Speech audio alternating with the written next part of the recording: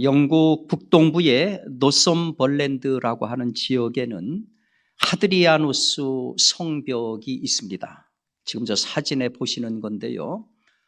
로마 제국의 황제였던 하드리아누스 황제 시절에 만들어진 것입니다.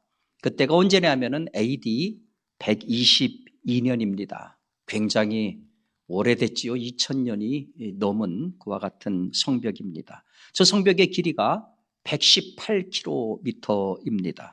지금 현재 유네스코 세계문화유산으로 등재가 돼 있습니다.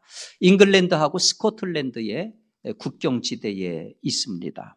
근데 저 성벽에 시카모 갭이라고 하는 언덕이 있는데 저 언덕에 바로 사진에서 보시는 것처럼 수령이 200년이 넘는 플라타너스 나무 한 그루가 있습니다. 저 나무를 보려고 1년에 상당히 많은 관광객들이 바로 하드리아누스 성벽을 찾습니다. 이유가 있습니다. 우리가 즐겨 보았던 케빈 코스트너 주연의 의적 로빈 후드라고 하는 영화에 지금 보시는 것처럼 바로 저 나무가 등장을 합니다. 그래서 그 이후부터는 로빈 후드 나무 이렇게 사람들이 저 나무를 이름을 부르고 있습니다.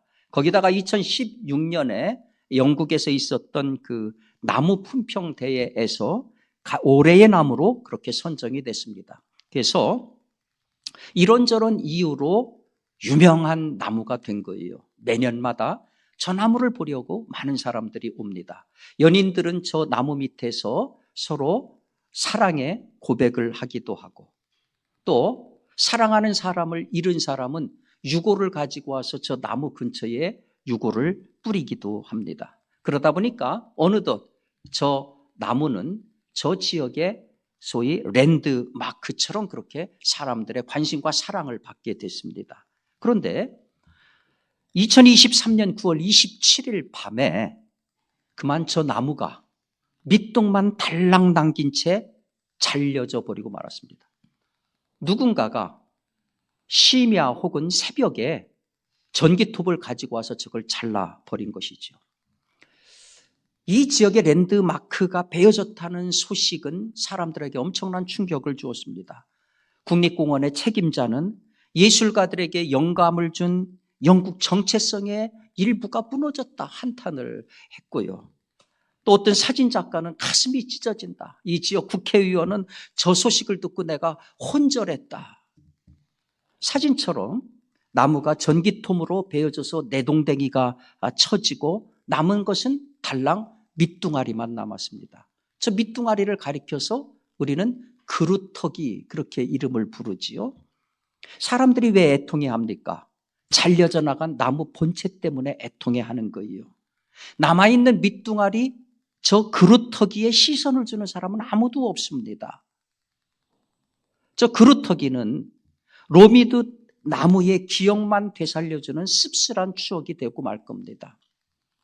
저 나무를 보려고 왔던 그 수많은 사람들이 나무가 잘려지고 난 다음에 저 밑둥아리 보려고 오겠습니까?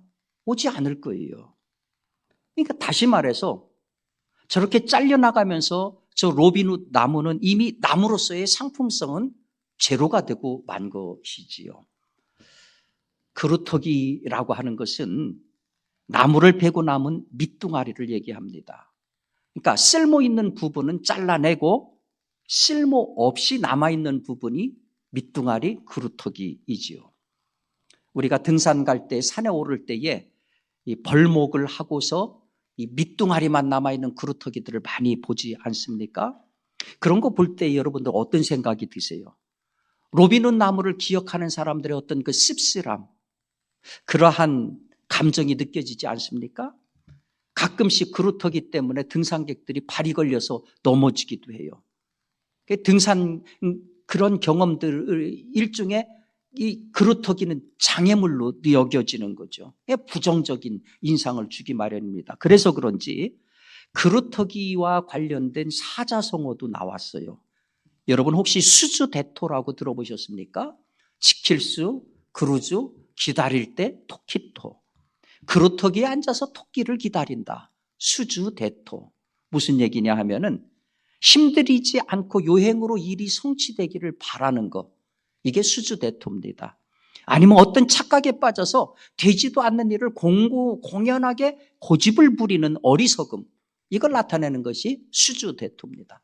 중국 송나라 때에 농부 하나가 열심히 밭을 갈다가 지쳐가지고 밭 옆에 있는 그루터기에 앉아서 땀을 닦고 휴식을 취하고 있었습니다. 그런데 갑자기 숲에서 쏜살같이 토끼 하나가 막 뛰어나오더니 자기가 앉아있는 그루터기에 와서 땅 부딪히고 죽고 말았어요.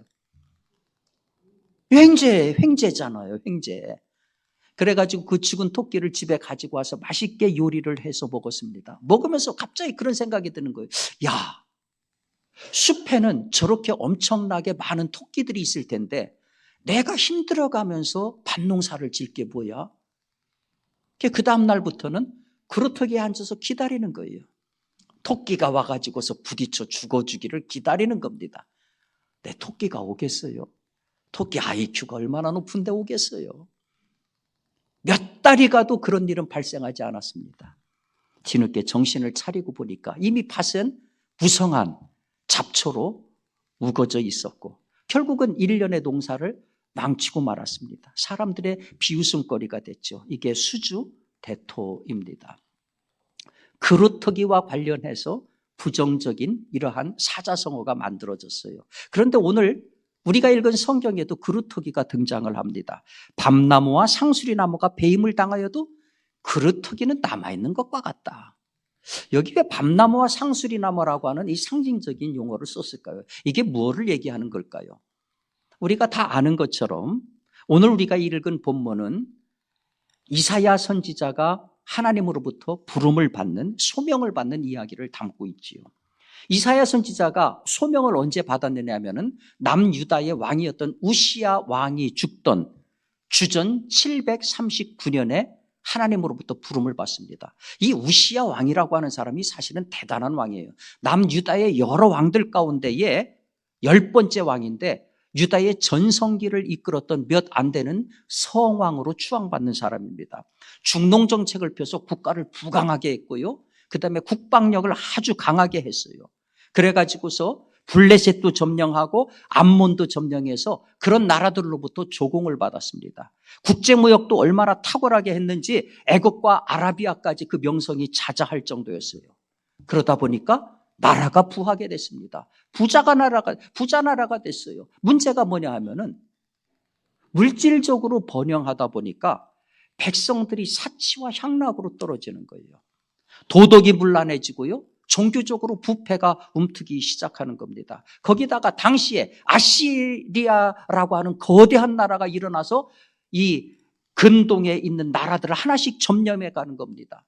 그러면서 당시에 남유다와 북이스라엘이 이렇게 나눠져 있었는데 특별히 북이스라엘에 대해서 강력하게 이제 압박을 가하기 시작해서 결국은 BC 722년에 아시리아에 의해 가지고 북이스라엘이 멸망하고 말지 않습니까? 그러면서 당연히 남유다에도 압력을 가하는 거죠.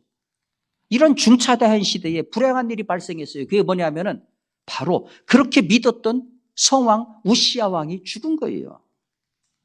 그러니까 나라에 기댈 희망의 토대가 완전히 무너져 내린 겁니다. 정치 경제적인 번영과 영광의 시기가 지나고 이제는 위기가 닥친 겁니다. 바로 이 위기를 상징하는 상징어로 밤나무와 상수리나무가 배임을 당한다.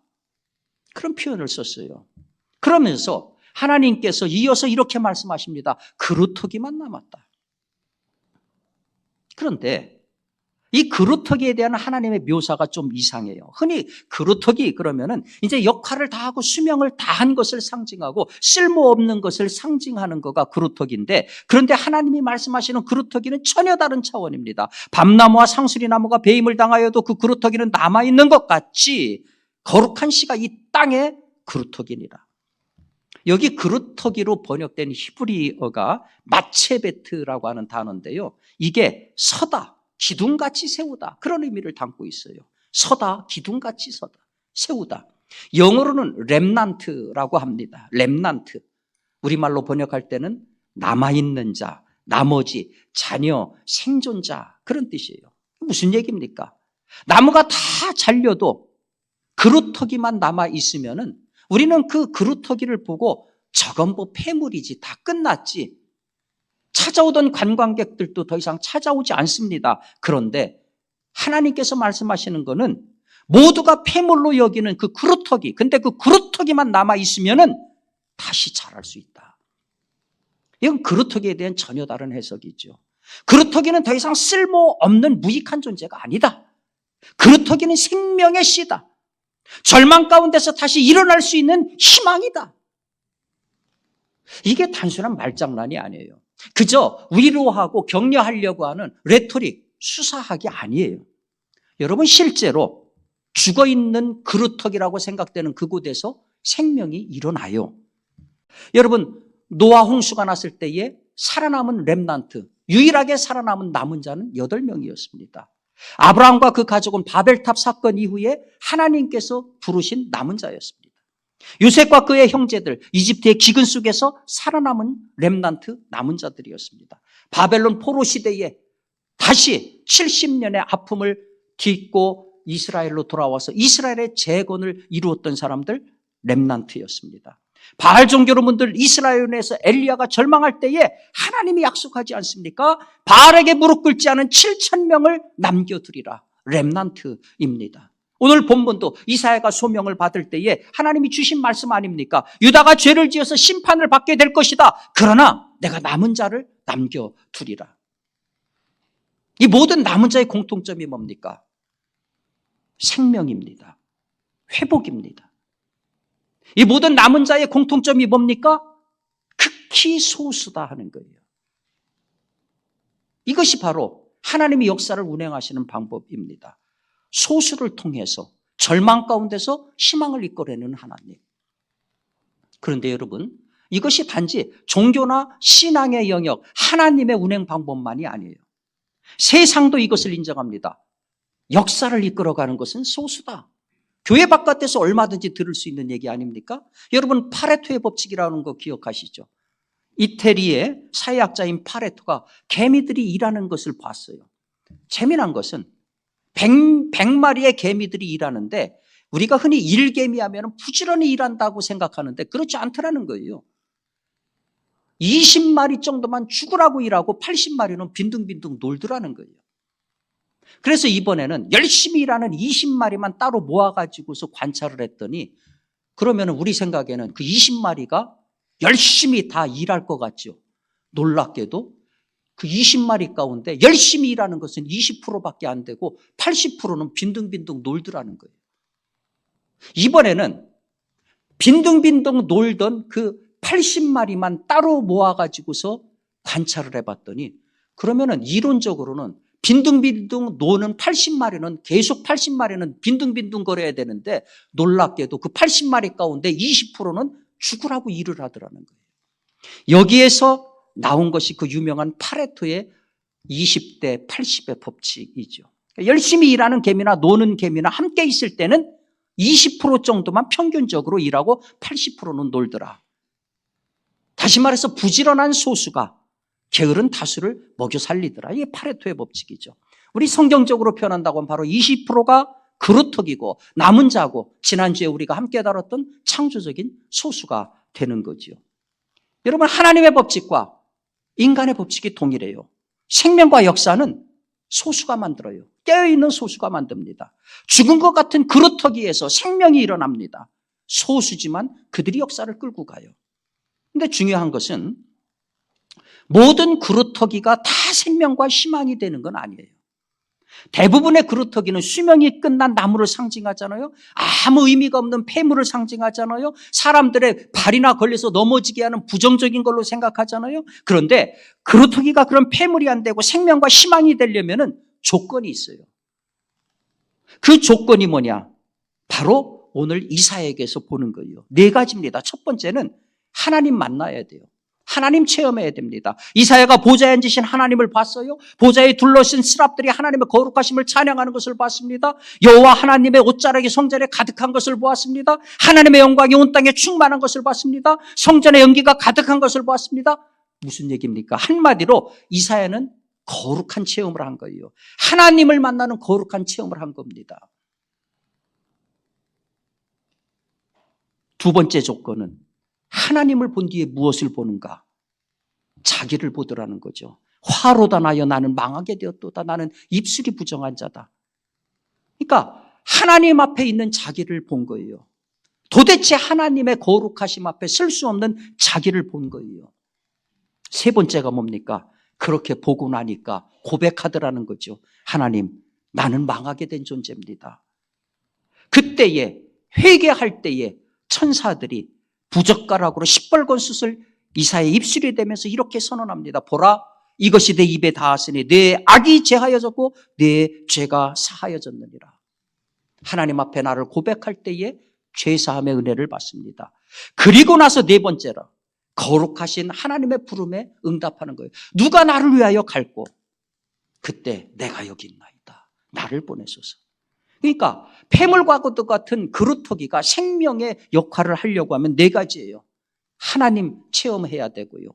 나 자신을 인정해야 되고요. 회개해야 되고요. 용서함 받아야 되고요. 하나님의 부르심에 응답해야 되는 것입니다. 내년이면 우리 교회가 50주년을 맞습니다. 우리 교회의 모습을 보면은 울창한 숲에 가까운지 아니면 밑둥만 남은 그루터기에 가까운지 숫자로 보면은 주일날 주일학교까지 합해가지고 1300명이 모여서 예배드리던 시절이 있었어요. 그 시절을 기억하시는 분들 다 있을 겁니다. 아, 옛날이요. 기억하시는 분들 있을 거예요. 울창한 숲과 같은 시절이 있었어요.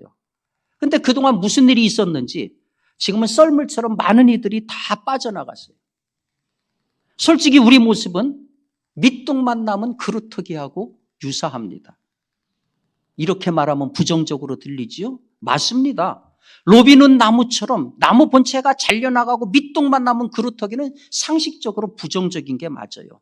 등산길에 그루터기, 등산객 다리를 걸어 넘어뜨리는 부정적인 거 맞아요. 수주대토 사자용어처럼 애꿎은 토끼가 와서 부딪혀 죽는 그와 같은 부정적인 거 맞아요.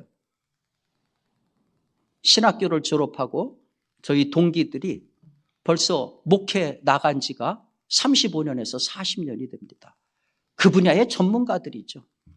저희들이 이제 동기들 모임을 합니다. 제가 올해 이제 회장을 맡아서 얼마 전에도 모임을 했어요. 모임을 하면은 우리들끼리니까 있는 얘기들 다 하죠. 근데 공통적인 게 뭐냐? 목회의 전문가들인데 공통적인 얘기가 뭐냐? 목회가 어려워. 목회가 힘들어. 그러면서 이제 하고 싶은 얘기들, 자기들 경험들을 다 얘기해요. 어려운 얘기들을 제가 종합을 해보니까 이런 거예요. 교회 안에 고목들이 있어. 죽은 고목처럼 아무것도 안 해. doing nothing, 움직이지도 않아. 그런데 주인의식은 강해. 목회자는 그냥 얼굴마담이야.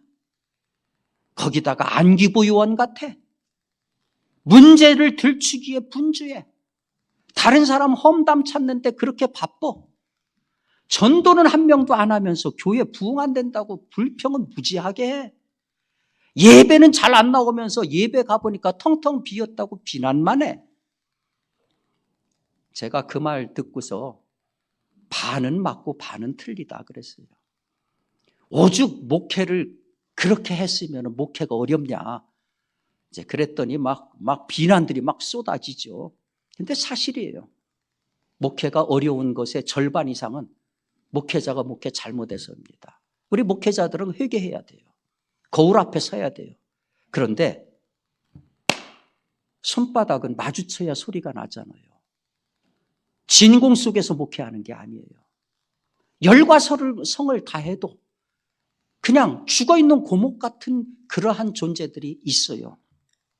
그거는 교회뿐만이 아니에요.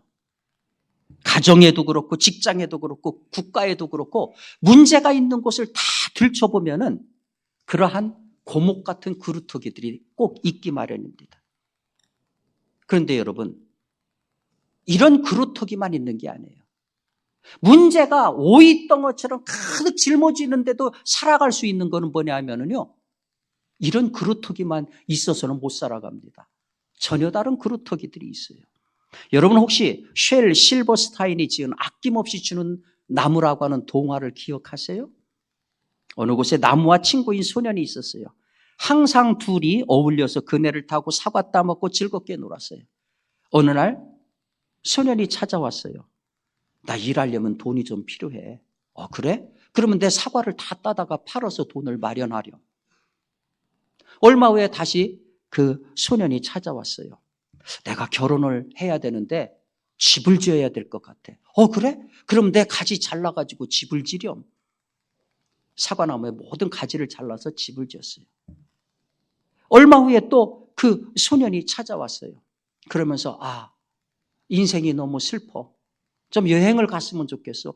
그래? 그럼 내 나무 둥치를 잘라가지고 배를 만들어 가려. 배를 타고 여행을 떠났어요. 한참 지났어요. 소년은 노인이 됐어요. 찾아와서 얘기합니다. 난 이제 아무 힘이 없어. 좀 편안히 앉아서 휴식을 취하고 싶어. 사과나무가 얘기합니다. 내가 너를 다 주었어. 남은 것은 밑둥아리밖에 없어. 여기 앉아. 여기 앉아서 편안히 쉬렴. 노인이 된 소년은 그 그루터기에 앉아서 편안히 쉼을 가졌어요. 나무는 처음부터 그 모습을 보면서 끝까지 행복했어요. 아낌없이 주는 나무, 동화의 내용입니다. 인생을 담고 있는 동화인 것 같아요. 여러분, 근데 지내고 보면은요, 우리 교회가 어렵다, 어느 단체가 어렵다, 그래도 갈 수 있는 것 가운데는요, 이렇게 편히 앉아서 쉴 수 있는 분들이 있기 때문이에요. 묵은 장마처럼 진등한 신앙인의 이 향기가 우러나오는 분들이 있기 때문에 교회는 가는 거예요. 단체는 가는 거예요. 항상 그분들을 보면은 따뜻한 말을 해요. 위로의 말을 해요. 격려의 말을 해요. 단 한 번도 남 험담하는 것을 들을 수가 없어요. 조용하게. 근데 꼭 필요한 곳에 그분들이 있고 아무 얘기도 안 하면서 꼭 필요한 일들을 그분들이 하세요. 그분들은 생각만 해도 마음이 포근해져요. 예수를 믿는다는 것이 저런 거구나. 신앙 인격이라는 것이 저런 거구나. 보이지 않는 하나님을 삶을 통해서 보여주시는 그와 같은 성도들이 계세요. 그거는 앉아서 쉬는 정반대의 그루터기입니다. 교회가 건강해지려면 이런 그루터기들이 더 많이 나와야 돼요. 이와 더불어 하나님이 진정 원하는 그루터기가 뭐예요? 생명과 희망을 만들어내는 그루터기입니다. 밤나무와 상수리나무가 배임을 당하여도 그 그루터기는 남아있는 것 같이 거룩한 씨가 이 땅의 그루터기니라. 주여, 내 입술이 부정해서 망하게 됐습니다. 하나님 앞에 자기의 연약함을 매일처럼 비춰보면서 주의 자비하심을 구하는 사람. 신앙이 과거에 머물러 있어가지고 과거에 뭐가 어땠다 하면 그건 죽은 신앙입니다. 신앙은 항상 현재예요. 항상 주님 앞에 나를 비춰보는 작업을 하는 거예요. 그래서 주님께로부터 죄사함의 용서를 받는 거예요. 내가 하나님의 아들입니다는 확신을 매일처럼 새롭게 갖는 거예요. 그래서 하나님, 그럼 내가 무엇을 할까요? 하나님 필요하신 거 있잖아요. 내가 일하겠나이다. 나를 보내주시옵소서. 이런 사람은 항상 그런 고민을 해요. 내가 어떻게 하면 하나님의 기쁨이 될까? 내가 어떻게 하면 우리 교회 공동체에 유익이 될까? 그래서 자기가 할 수 있는 상황과 처지에서 할 수 있는 일을 열심히 찾으세요.